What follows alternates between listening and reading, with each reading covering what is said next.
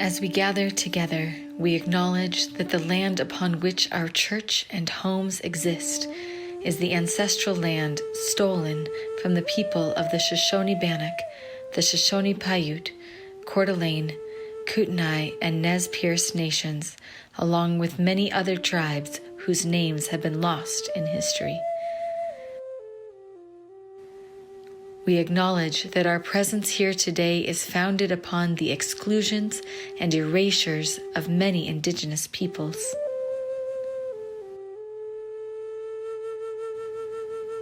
With this acknowledgement, we wish to demonstrate our ongoing commitment to the work of dismantling the legacies of settler colonialism.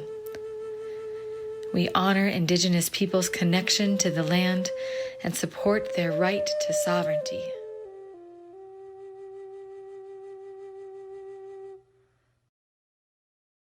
Good morning. Welcome to the Boise Unitarian Universalist Fellowship. I'm the Reverend Sara LaWall. It is my great pleasure to serve this beloved community and to be back newly with you from a long sabbatical. So it's really a joy to be together. A special welcome to our virtual community, those of you who are joining us online this morning. We are so glad you're here. Yes, you're already doing it. I'll invite all of us to officially turn around, give a wave to the camera, reminding ourselves that we worship as a wider community beyond these walls together. If you are joining us this morning, even if it is your first time, you are entering into a community dedicated to making visible in the world a profound love by nurturing spiritual growth, encouraging curiosity, and enacting justice. If that call speaks to your heart, you are welcome here. Whatever your spiritual heritage, whomever you love, wherever you call home, your presence is a blessing. Welcome. We know it takes a lot of courage to enter into a new community, either in person or virtually. So for our newcomers, a special welcome to all of you. We hope you'll take some time to introduce yourselves after the service if you're with us in person or in the chat on Zoom. And we have a newcomer form we'd love to have you fill out so we can keep in touch with you about all that is happening in our fellowship.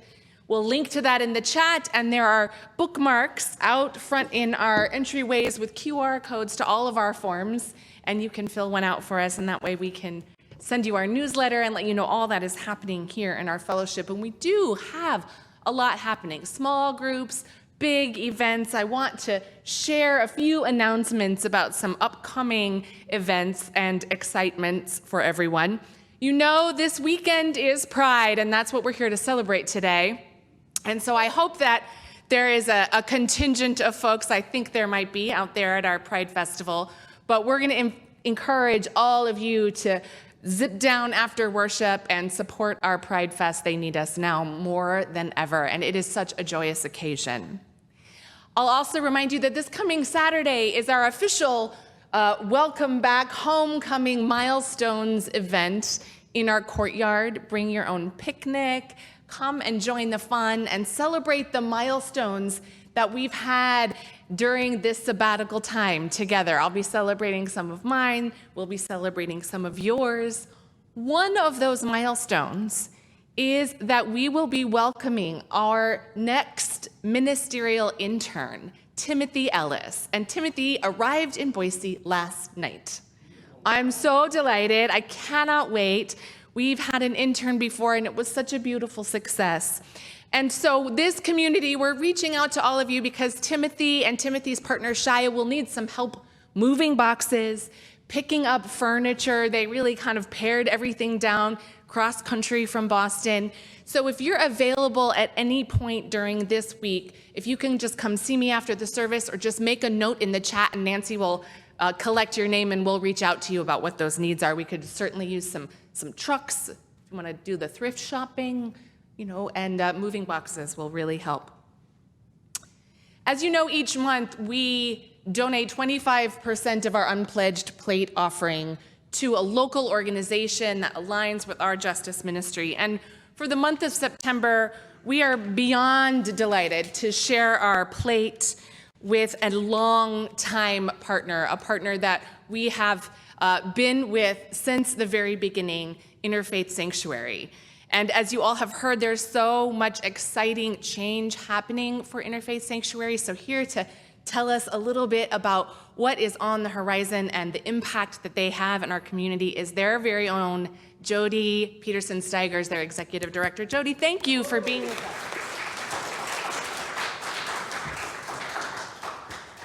Thank you. Right when I walked in the door, Sara said 3 minutes. So I'm putting my timer on because you know how I can go on. So Sara, my timer is set for 3 minutes. I promise I won't poke you off. I know, like, it was so delightful to be here. I mean, as Sara's talking about who you are and about belonging and about no matter who you are, who you love, we're married in mission. Interfaith Sanctuary is Boof, and Boof is Interfaith Sanctuary, so we belong together. And I was given the hint that today's kind of theme is belonging, and so I wanted to kind of wrap my messaging around that. But I know that when people see me now, they know they love Interfaith, they love our guests, they love to hear our stories, but they're most curious about what's happening with the new building. And so I'm going to honor you by using the idea of belonging with the new building and give you an update. So, as you know, after a very nail-biting 6 days of hearings, the City Council did overturn the denial by Planning and Zoning, and we have an active application to move forward on the remodel of the new building. We have successfully made it through the Planning and Zoning design and have submitted our drawings to design review now. On October 12th, they will actually be heard by City Council, where there will be public testimony again based on the design. So if anyone is willing to come and offer positive thoughts about the redesign of the building, you'll get a whole walkthrough of it that night. We're going to try and keep that messaging up and positive and not allow the same rhetoric to overtake these hearings again, because it didn't feel like belonging. Quite honestly, for a year and a half, it felt like the very opposite. So the way that the timing works, we'll go through that public hearing, and based on our work with the zoning staff, we have a beautiful design that accommodated every one of the 30 conditions that were placed on our application. And quite honestly, I can't believe I'm going to say this, that process, as brutal as it was, it brought a lot of people together with all different kinds of thoughts, ideas, for different reasons maybe, but still, this is the most exceptional shelter design you will ever see. It is so thoughtful. It brought to us ideas that we hadn't really thought about because we are so comfortable in the way in which we serve, but there is a better way to serve. And you'll see through this design that that is what we learned from the process. So always a silver lining, right? Hang on, I gotta check. Oh, I only have 16 seconds. Anyone who wants to know more about the application, the next step is after the design hearing, it goes to the building permit process. God said that's enough. But,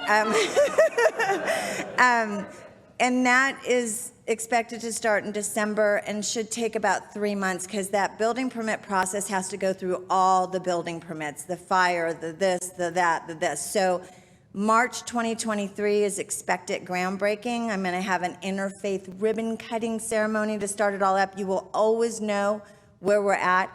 And thank you for allowing us to belong here and also in our community. And I am always so grateful to this congregation, and thank you for sharing your plate with us. Happy Pride Sunday.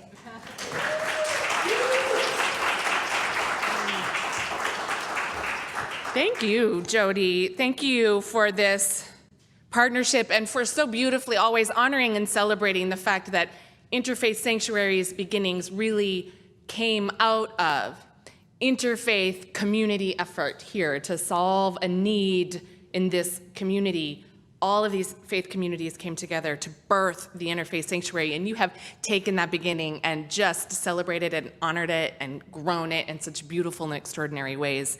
We are delighted partners. So 25% of our plate offering will go to Interfaith Sanctuary at the end of the month. There are many ways that you can give. You can go online to our website at boiseuu.org and click Give in the top right corner. You can follow the QR code on that bookmark. It'll take you right to that giving page. And of course, we have our little offering boxes on the side of the doors right there where you can put cash or check. They are secure, and make your gift that way. Thank you for your continued ongoing generosity, both in support of the mission of our fellowship and the mission of our plate partners. Our spiritual theme for this month is belonging.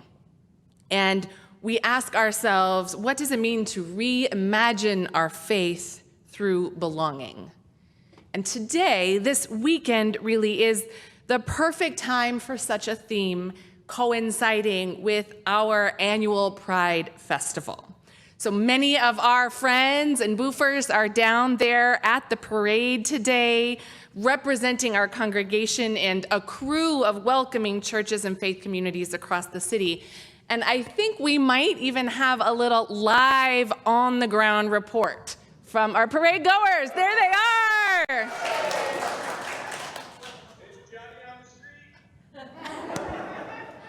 Look at that!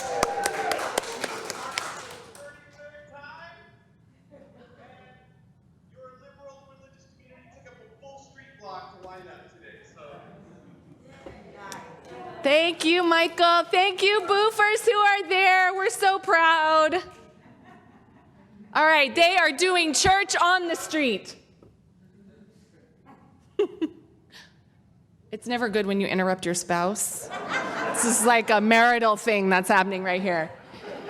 Michael, thank you for showing us the pictures. We're having a hard time hearing you. I'm sorry, love. It's okay. We're talking over each other.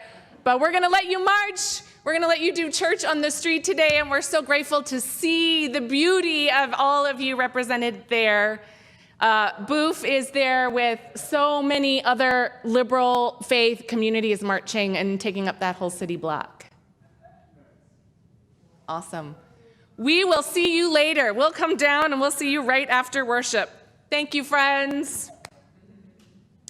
During today's service, we are holding on to that joyful celebration of pride, exploring how we as Unitarian Universalists can actively bring the blessing of belonging into church and into the world for our LGBTQ beloveds, creating a community where everyone can say, we belong here. So as we enter fully into this time of worship, I'll invite us all to take a breath together.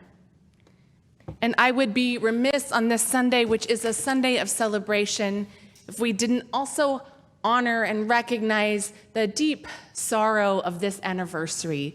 Joy and sorrow are deeply interconnected in our midst, and we carry with us the remembrance and the reminder of what happened on this day, on September 11th, and all those who lost their lives, and all of those first responders who gave their lives. It is a memory that I know is ingrained deeply in all who lived through it. So I'll invite us all to take a full minute of silence in remembrance of this day and of those who lost their lives.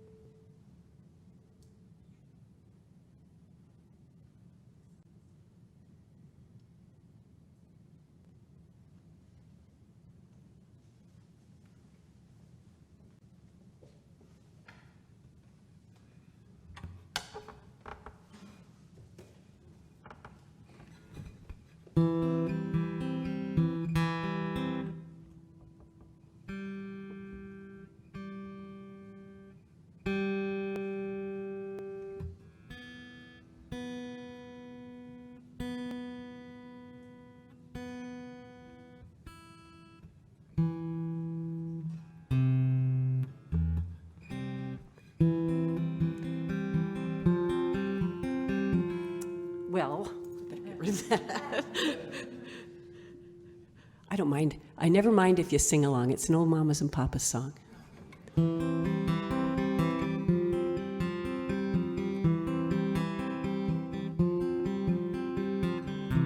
Nobody can tell ya there's only one song worth singing. May try and sell ya, 'cause it hangs them up to see someone like you. But you've got to make your own kind of music, sing your own special song, make your own kind of music, even if nobody else sings along.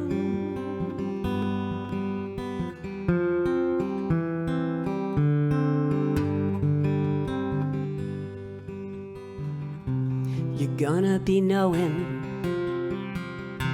the loneliest kind of lonely. It may be rough going just to do your things, the hardest thing to do. But you've got to make your own kind of music and sing your own special song. Make your own kind of music, even if nobody else sings along.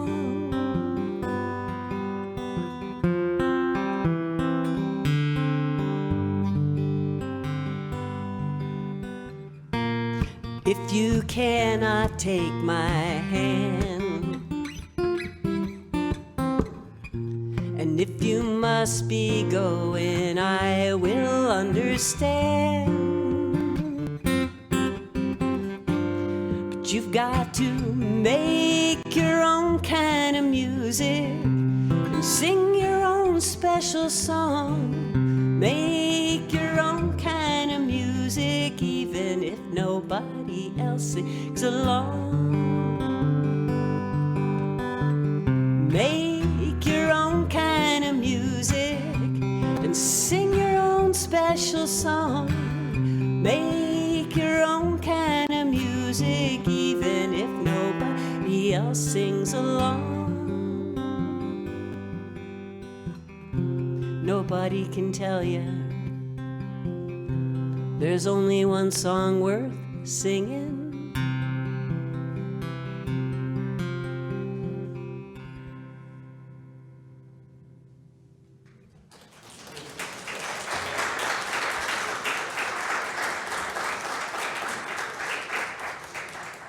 Thank you.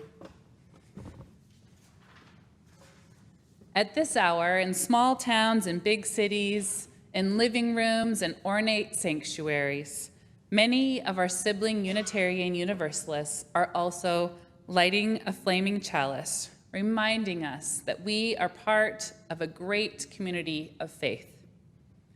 As we light the chalice here in the sanctuary, I invite our virtual community, if you have a chalice nearby, to light it along with us, and then share in the chat where your chalice is lit this morning.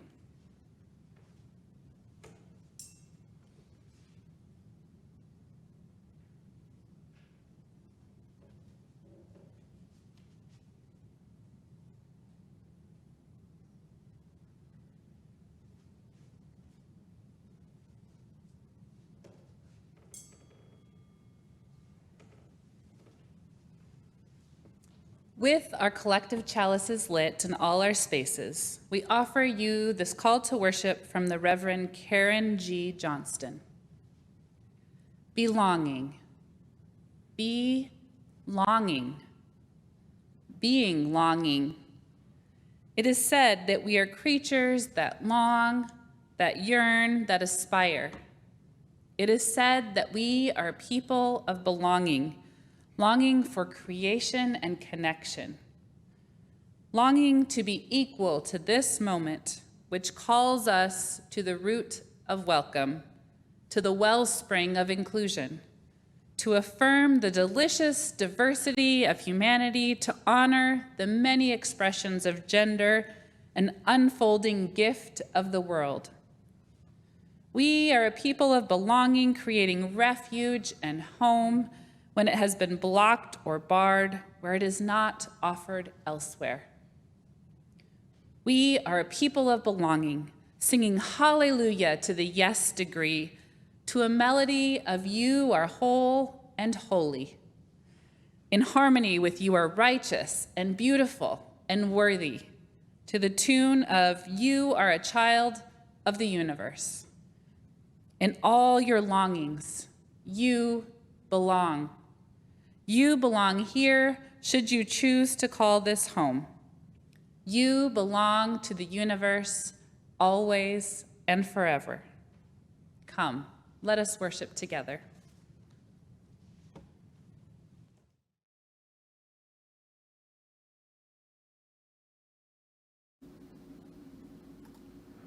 Good morning. I hope you'll join me in taking a deep breath and settling into our seats for our time for all ages. From the time we are born, we are met with all of these expectations to be one way or another, be this or that, boy or girl, good or bad, loud or quiet, colorful or reserved. In our lives, we're not always just one thing, though. We are many things, and we exist in many wonderful ways and complicated ways.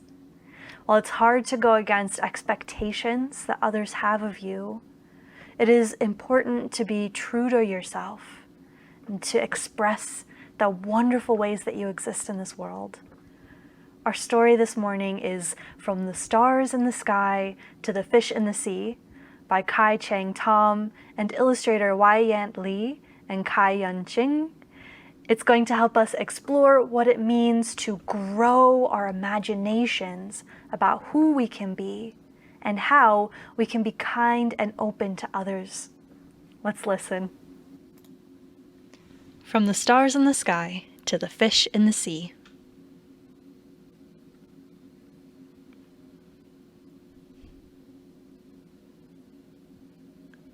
Once upon a time, in a little blue house on a hill on the edge of town, a baby was born.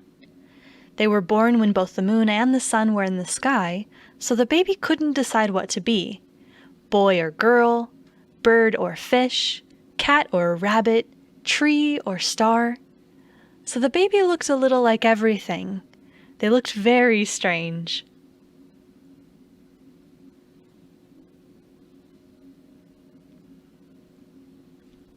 All the same, the baby's mother gave her child a bath and rocked them in her arms.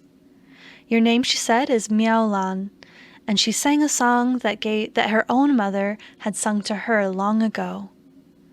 Whatever you dream of, I believe you can be. From the stars in the sky to the fish in the sea. You can crawl like a crab, or with feathers fly high, and I'll always be here. I'll be near, standing by. And you know that I'll love you till the day that I die. And even though they still couldn't decide, the baby felt loved.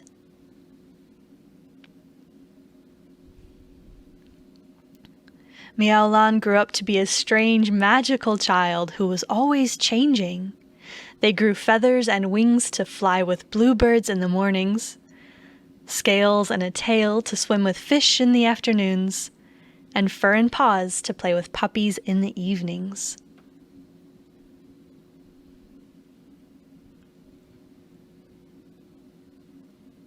No matter how many things Miao Lan became, their mother always brought them back inside the little blue house, gave them a bath, and tucked them into bed at the day's end. As the stars rose, she sang, "Whatever you dream of, I believe you can be, from the stars in the sky to the fish in the sea." And Miao Lan felt loved. One day it was time for the child to go to school. They were so excited. They grew a tail of peacock feathers and a coat of tiger stripes. "Have fun," said Miao Lan's mother. But when they got to school, the other students were either boys or girls. They had no feathers, no scales, no leaves, no fur, no fins, not even any sparkles. No one invited Miao Lan to play. One little boy ran up to the child and asked, "What are you supposed to be?" as he pulled on their tail. Miaolan didn't know how to answer. When they came home from school, their mother asked them how they liked school. "It's okay," said Miaolan. "Did you make any friends?" "Not really," said Miaolan. That night, Miaolan's mother tucked them into bed and sang, "You can crawl like a crab or with feathers fly high, and I'll always be here. I'll be near standing by, and you'll know that I'll love you till the day that I die." And Miaolan felt loved, but also worried.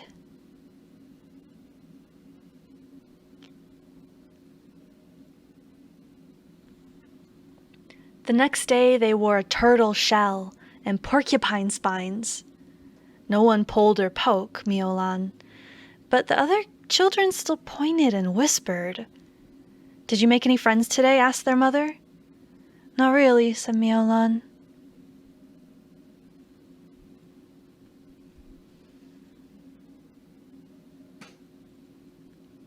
That night, Miaolan's mother tucked them into bed and sang, "Whatever you dream of, I believe you can be, from the stars in the sky to the fish in the sea." And Miaolan felt loved, but they also felt sad.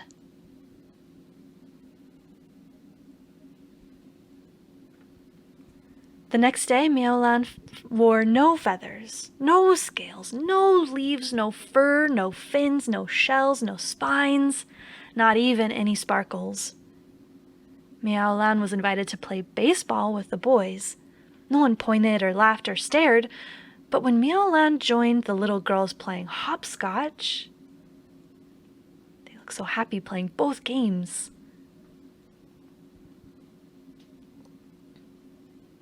One little girl said, "Boys don't play hopscotch." A little boy asked, "Are you a boy or a girl anyway?" "Didn't you have a shell the other day?" asked the little girl. "And feathers the day before?"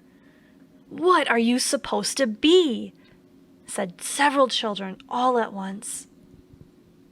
Miaolan looked so startled.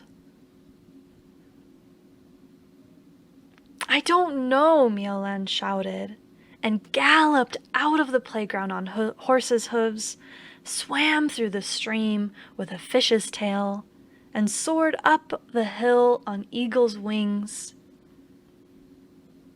They probably broke their heart a bit. They're running away. "How was school?" asked Miaolan's mother.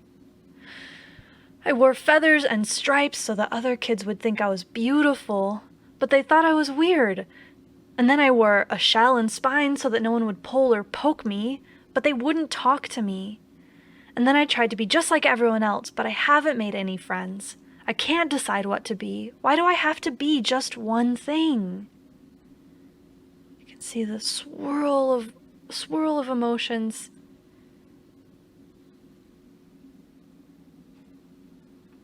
Crying lots of tears. "It isn't always easy to be different from everyone else," said their mother, "but you can only be who you are." "What if the other children don't like who I am?" sniffled Miaolan.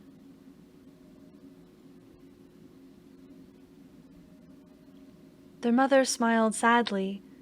"I don't know," she admitted, "but I do know this. Whatever you dream of, I believe you can be, from the stars in the sky to the fish in the sea." And Miaolan felt loved. That night they slept a deep sleep.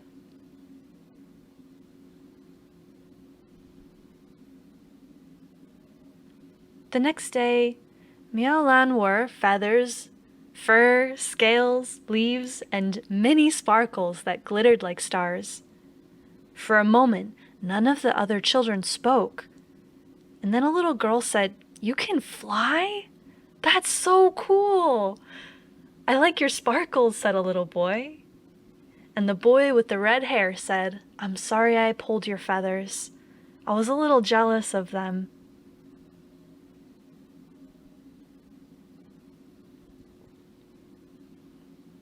Miaolan asked, Does anyone want to play with me?" They showed the other children how to gallop like horses, climb like monkeys, and swim like fish. It was fun to be many different things. And the child of fur, feathers, scales, leaves, and sparkles, who was neither boy nor girl, but many things, and always changing, felt happy.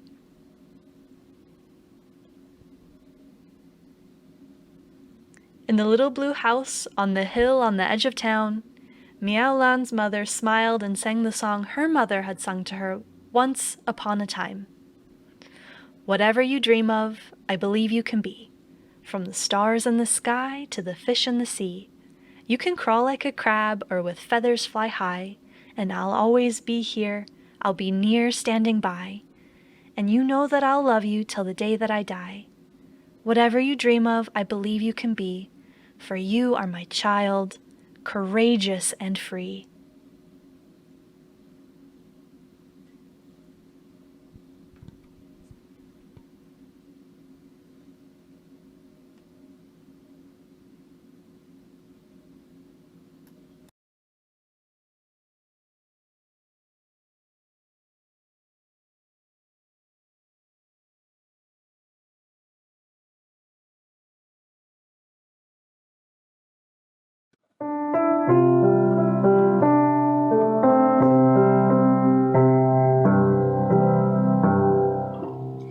May your mind be open to new learning. May your lips bring truth into the world. May your heart know love and your hands do the work of justice as you go your way in peace. As you go your way in peace.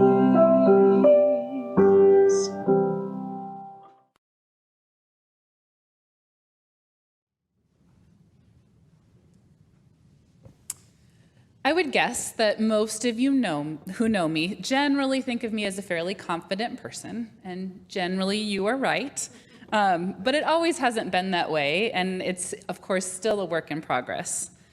We all want to feel like we belong and that we are part of the in group, or at least I do. But it is a balance, and I've always tried to be true to myself and to try to fit in. Sometimes that's easy and comes naturally, and other times I feel like I have to give a little in one of these realms, which doesn't always feel great. I remember that in college, when I was first coming to terms with my own sexuality and realized that I was attracted to women, I would secretly feel more confident and supported if I saw people with rainbows on their backpacks or on their doors. It seems like such a small thing, but it really helped me be more honest and true to myself. And even today, even after being married to my wife for over 10 years, even after being part of the lawsuit in Idaho to make it possible for me to legally marry her, even having a community here at Booth and in Boise that support and love us, it still feels reassuring to see rainbow flags on people's houses in our neighborhoods, or in storefronts, or in people's cars when we're driving around. This simple little symbol is a sign that helps me feel like I am seen, supported, and that I belong. While I was preparing for today's service, I came across a reflection from Eli Carey called "Witness and Pride" that I think really captures the spirit of Pride celebrations and why they are so important, and I wanted to share it with you all. Here is what Eli states. Pride works in direct opposition to internalized oppression. The latter provides fertile ground for shame, denial, self-hatred, and fear. The former, pride, encourages anger, strength, and joy. To transform self-hatred into pride is a fundamental act of resistance. People who have lived in shame and isolation need all the pride we can muster, not to mire ourselves in a narrowly defined identity politics, but to sustain broad-based rebellion. And likewise, we need to witness to all our histories, both collective and personal. Yet, we also need to remember that witness and pride are not the same. Witness pairs grief and rage with remembrance. Pride pairs joy with a determination to be visible. Witness demands primary adherence to and with history. Pride uses history as one of its many tools. Sometimes witness and pride work in concert, other times not. We cannot afford to merge, confuse, or blur the two. So, thank you to all of you queer folks out there who share who you are with the world. Thank you to those who are still finding your way to be who you are. And thank you to the allies who love and support us. Happy Boise Pride, people. I hope to keep celebrating with all of you today down at the park after the service.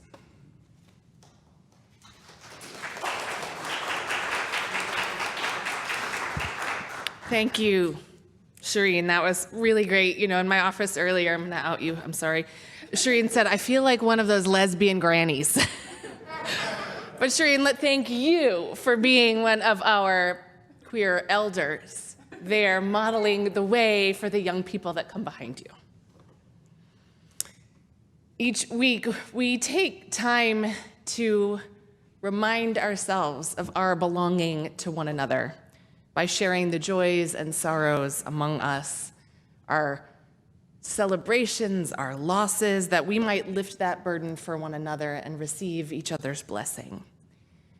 For those of you that are on Zoom, we invite you to share your joys and sorrows in the chat. And for those of you that are with us here, we remind you that you can submit written joys and sorrows by filling out a blue card from that basket over there or online, and we'll read them each subsequent week. It is through our sharing with one another that we forge our deep bonds of connection and belonging. We hold today many of our fellow members and friends in our hearts. We hold Diane Schwabe, whose daughter-in-law, Heather, is at the Mayo Clinic in Rochester, about to receive her second liver transplant. The first was 12 years ago. Diane's son, Don, and Heather have been there for a while, and we send them all of our heartfelt love and prayers. We hold Sue Stadler, who has been diagnosed with lymphoma earlier this summer, who is going through treatment and currently living at Morningstar Senior Living while she goes through her treatment. We hold Dennis Rockwood, who is now in rehab after being hospitalized for many days with some unknown neurological issues. Dennis and Sharon both. We hold Sharice Davis, who had another abdominal surgery this past Tuesday. And Sandy Cruz and her family, as Sandy's younger brother passed away on Sunday, August 21st, with his wife and children by his side. That's a lot of sorrow among us here, and I know there are many other sorrows that we all hold together. We hold all of our beloveds in our hearts and in our prayers, surrounding them with love. If you are holding a sorrow in your heart this morning, I invite you to speak it aloud into this space that we might hold it with you.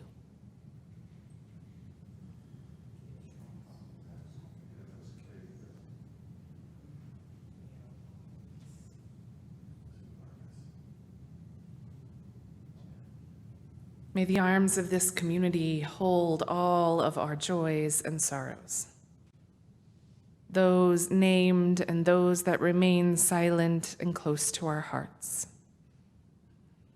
May we feel the grace that surrounds us and be transformed by the spirit of life and love, with a warmth to celebrate the joys and a gentleness to soothe our aching hearts. Let us breathe together. Fill your body with breath. Breathe into this sacred space. Breathe with this beloved community, filled with loving kindness. Breathe with wholeheartedness. Listen to what is calling you in the silence.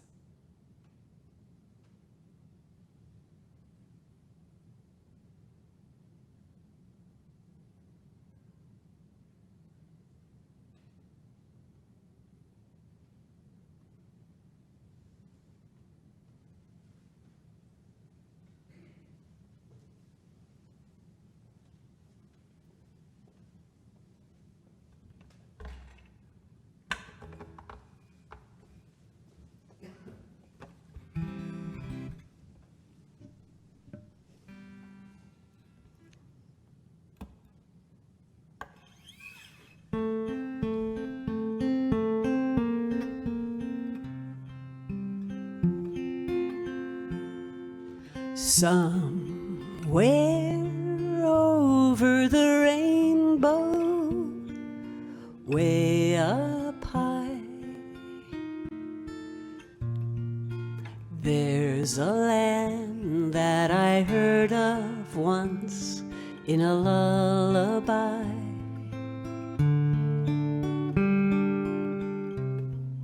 Somewhere over the rainbow, skies are blue, and the dreams that you dare to dream really do come true. Someday I'll wish upon a star and wake up where the clouds are far behind me, where troubles melt like lemon drops way above the chimney tops. That's where you'll find me, somewhere over the rainbow. Bluebirds fly, birds fly over the rainbow. Why then, oh why can't I?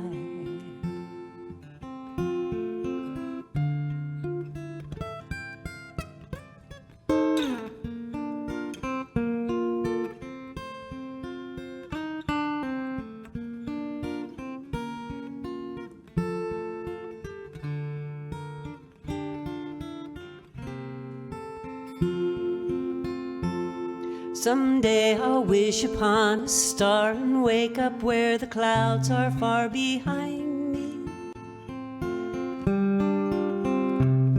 where troubles melt like lemon drops way above the chimney tops. That's where you'll find me, somewhere over the rainbow. Bluebirds fly, birds fly over the rainbow. Why then, oh why can't I? If happy little bluebirds fly above the rainbow, why, oh why can't I?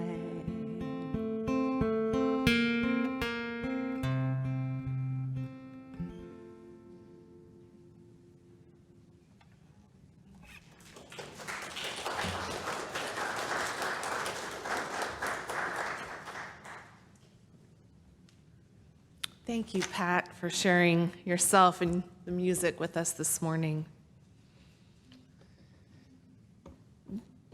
This summer back in June, I was running some errands downtown, and I was taking my time wandering through the streets and window shopping. One of the advantages I discovered while being on sabbatical, I wasn't racing through the streets. And nearly every shop window I passed had some spectacular rainbow display or painted scene on the window, including the little bodega market, which blazed welcome and rainbows and pure joy. And I went inside to grab something and was just checking it out and making small talk with the clerk behind the desk. And I mentioned how much I loved the painting. I said, it's just really wonderful. And I spurted it out, and my eyes welled up with tears. I was surprised at that. I said, it's everywhere. It's kind of magical. And he nodded and said, yeah, it's pretty cool. And then followed with, 10 years ago, maybe even less than that, you never would have seen this. And that statement kind of knocked me back for a moment, how relatively new and recent the mass of rainbow celebration for Pride really is in our community. And how something as simple as a window painting or a display, even sometimes when it's being co-opted for capitalistic profiteering, it still goes a long way in reminding people that they matter, especially here in Idaho. And I said to him, I guess we really have come a long way, and smiled and said, it's so important. We really need it, especially right now. And we both just looked at each other and nodded slightly in knowing agreement as I headed out the door. Because you remember, just a few weeks before that, 31 white nationalists were arrested and charged with intent to riot near the Coeur d'Alene Pride in the Park celebration. And other protesters roamed the park with long guns, religious groups infiltrated to sing religious songs, and one hate group unfurled a banner professing false and destructive messages. All of this at a park where children blew bubbles and people made rainbow chalk art and drag queens danced in all their fabulous glory. And then here, in Boise, just a few days ago, an intimidation campaign began against the sponsors of our local Pride Festival, causing Zion's Bank to pull out and festival organizers to cancel the kids' drag show. And we were targeted too. We received quite a few emails and phone calls, as if intimidation of that sort would cause us to change our mind or withdraw our support of Pride. If anything, it only strengthened our resolve to ensure we keep supporting Pride now and always. And I will tell you, and the staff will tell you, I was stark raving mad on Thursday. And let me just take a moment here to remind all of us of the power and beauty of drag. It is the ultimate celebration of free expression and confidence. And just as we heard Sharene share in her reflection, it is about being seen and celebrated. And for young people to both witness and participate in drag shows only reinforces their sense of belonging and pride in their own identity. So when the rainbow displays and window paintings and drag shows, they aren't just sweet fun, they are a radical act of welcome, a reminder of inherent worth, of the quest for justice, of the love and beauty that is available to all, that all people matter. And we need to be reminded. I was so glad that Boise's Pride Fest was moved to September again this year because I was out of town so much in June that I would have missed it. And it's one of my very favorite celebrations anywhere. And last year was especially so. Do you remember last year? It seems like 100 years ago now. Eons ago in this post-pandemic time warp we're just settling into. But last September, while the Delta variant reared its ugly head, a few of us ventured forth to participate in Pride, to march masked up in the parade, and staff our booth with face painting magic. They're there today, too. It was such a joyful weekend at a time when we so desperately needed joy. But last year was particularly special for me because it was my teenager's first Pride Fest after coming out. During the pandemic summer of 2020, my teenager came out as transgender and began her transition. And while I've shared individually with a few of you and with some church leaders This is the first time I am sharing this publicly, and I do so with her permission. She goes by June, and Michael and I could not be prouder of our brave and beautiful daughter. And once she came out, we witnessed such a blossoming. It was like her soul was finally able to be free, and she found a new joy in herself and in the world, and it was a pretty incredible transformation. And even more incredible has been experiencing the world of pride through her eyes. Every window painting during the month of June, marching in the parade while throngs of people line the streets, cheering and waving rainbow flags, dancing in the drag shows at the festival, and marveling at the most extraordinary costumes, and filling our bags full of every last bit of swag every booth had to offer. I cannot begin to tell you the elation that poured out of her in every moment. She was practically vibrating with glee. There we were, surrounded by exuberant love and welcome and joy in community. When my daughter looks around and sees more people who are queer like her than people who are not, and more people who are celebrating her awesomeness and their own awesomeness than people who are condemning it, she feels fully seen and fully affirmed for exactly who she is. And we heard those words in that powerful reading Sharene shared, that pride provides direct opposition to internalized and externalized oppression. It transforms self-hatred into a fundamental act of resistance. And that is the power of the queer church, turning orthodoxy and narrow, harmful ideologies inside out and upside down.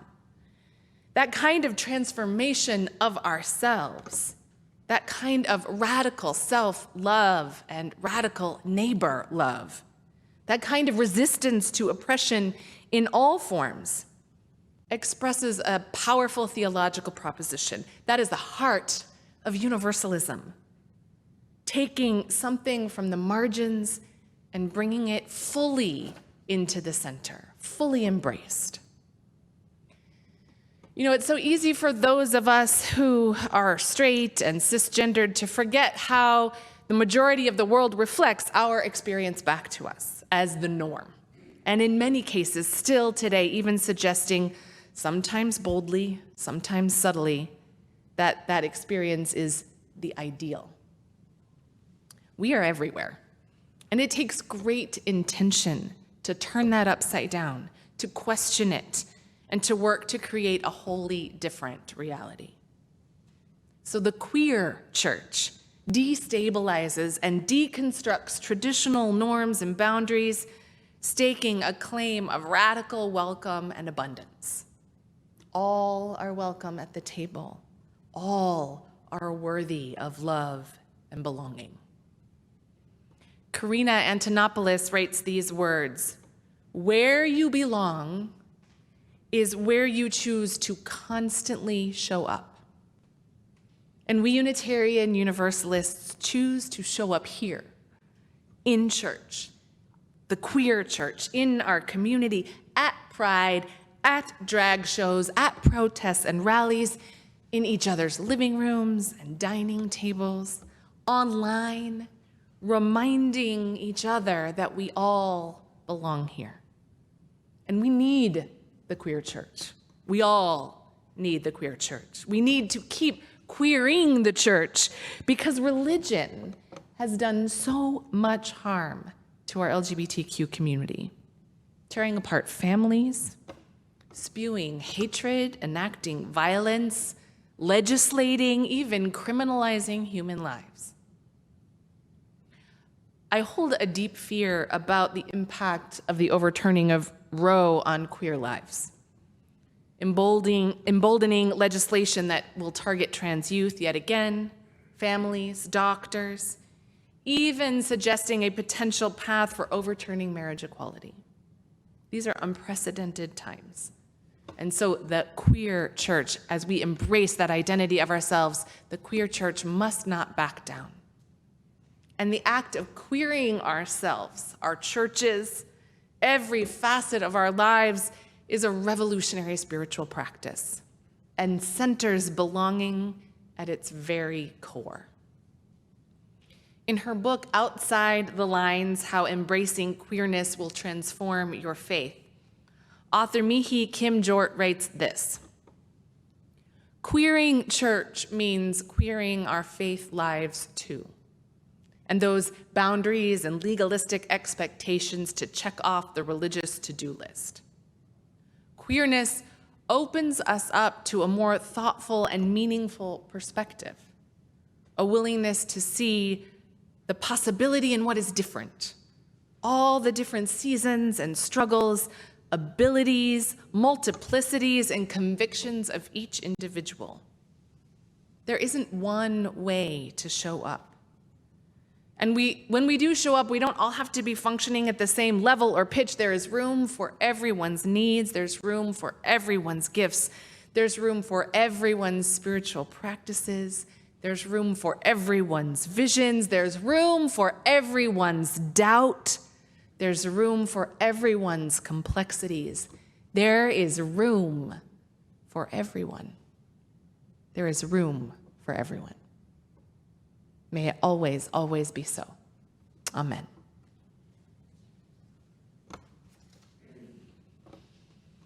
I invite you to join me in the spirit of prayer and meditation.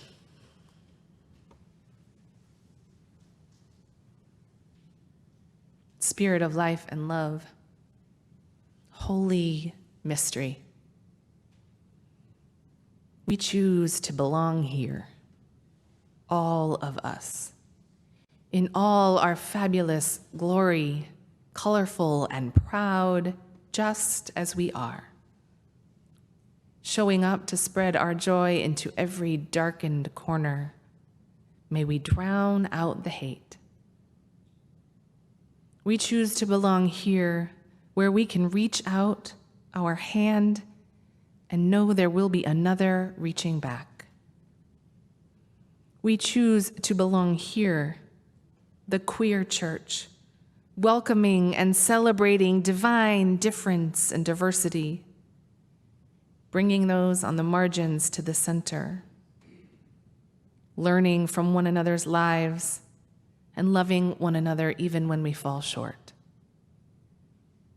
May we feel it deep in our bones, in our hearts and minds and spirits, and share this belonging with the world. In the name of all that is holy, we pray. Amen.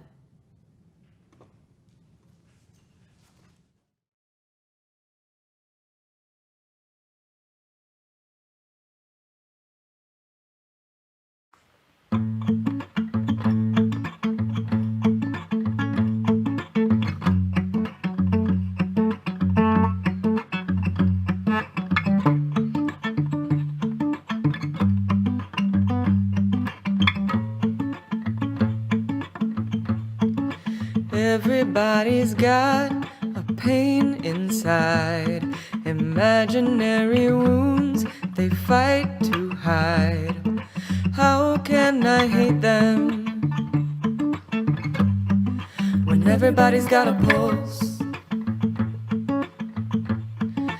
I dream in a world that wants my soul, that tells me if I hate, I can control. But I don't believe it, I cannot conceive it, 'cause everybody's got a pulse. I am human, I am love, and my heart beats with my blood. Love will always win underneath the skin. Everybody's got a pulse. Once again I hang my head to cry. I can't find the reason why they they died. We will find the answer blowing in the wind that everybody's got a pulse. I am human, I am love, and my heart beats with my blood. Love will always win underneath the skin. Everybody's got a pulse, everybody's got a pulse, everybody's got a pulse, everybody's got a pulse. Who you gonna hate now when there's no one left but you? Who you gonna gun down if you can't kill the truth that's inside of us? It's inside the blood, it's inside a pulse, pulse, pulse. Na na na na na, na na na na na, na na na na na. I am human, I am love, and my heart beats with my blood. Love will always win underneath the skin. Everybody's got a pulse. I am human, I am love, and my heart beats with my blood. Love will always win underneath the skin. Everybody's got a pulse. Everybody's got a pulse. Everybody's got a pulse. Everybody's got a pulse. Oh, hands up if you're alive. Hands up, you're alive. Love will always win underneath the skin. Everybody's got a pulse.